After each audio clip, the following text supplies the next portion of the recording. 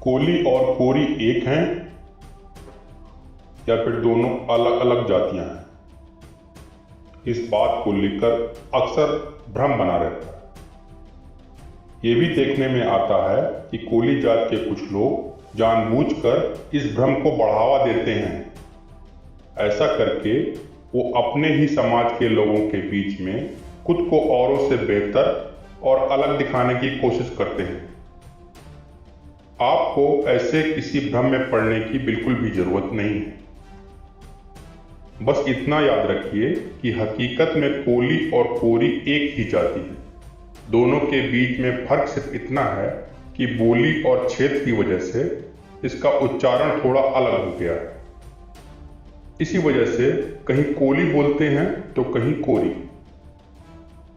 उत्तरी पश्चिमी भाषा के प्रभाव के कारण ला का रा हो जाना और पूर्वी भाषा के प्रभाव के कारण रा का ला हो जाना एक सामान्य सी बात है। इसे कुछ उदाहरण से समझा जा सकता है, जैसे होली होरी, बिजली बिजुरी, दीवार दीवाल, घोर घोल। यही वजह है कि सरकार की ओर से जारी की गई जातियों की लिस्ट में भी दोनों शब्द यानी कोली ओब्लिक कोरी लिखा होता है। अगर हम संत कबीर के दोहों पर नजर डालें तो पाएंगे कि कबीर साहब ने भी कहीं कोली तो कहीं कोरी नाम से अपने विचारों को व्यक्त किया है। इसे एक और तरीके से भी समझा जा सकता है।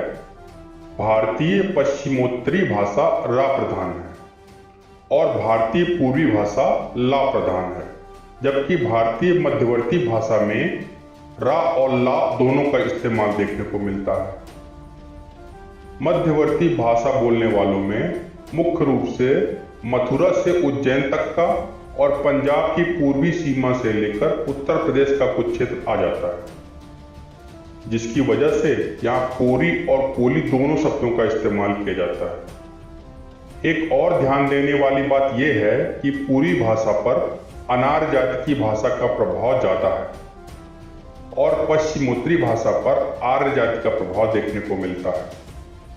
कोली और कोरी शब्द की उत्पत्ति इतिहासकार कोल शब्द से मानते हैं।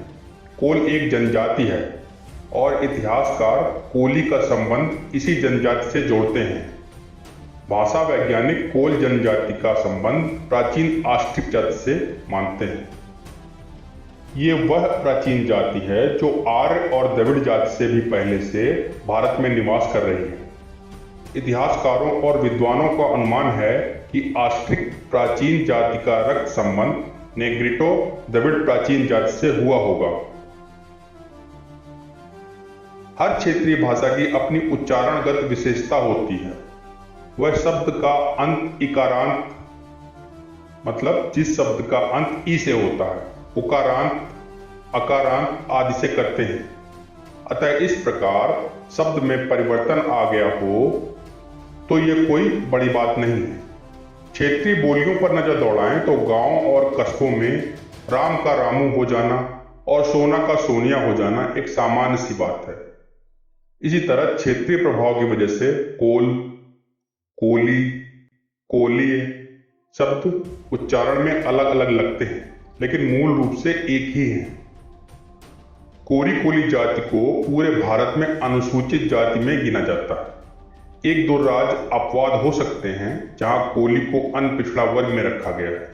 कैटेगरी के इसी अंतर को जरिया बनाकर कुछ लोग अपने जातीय अहम को तुष्ट करने की कोशिश करते हैं और कोरी कोली को अलग बताने लगते हैं।